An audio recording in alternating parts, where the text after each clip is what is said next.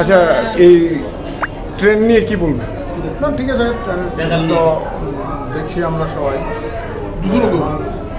সর্বশেষ পরিণতি যাওয়া দেখা যাবে। সরকার তো আমাদেরই হচ্ছে, দেখা যাক।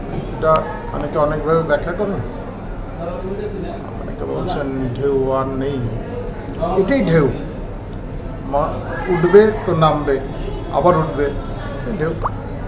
ঠিক আছে, শেষ পর্যন্ত দেখা যাক কী হয়।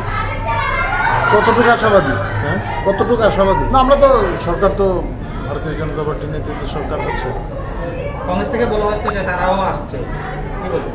না, আর তো বেশি সময় নেই, বাকি কিছুক্ষণ পরে সমস্ত কিছু পরিষ্কার হয়ে যাবে।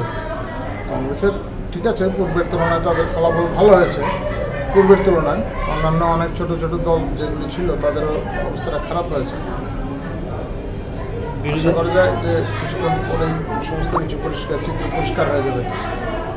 পশ্চিমবঙ্গের রেজাল্ট নিয়ে কি বলবেন? পশ্চিমবঙ্গে আমরা আর একটু বেশি আশাবাদী ছিলাম।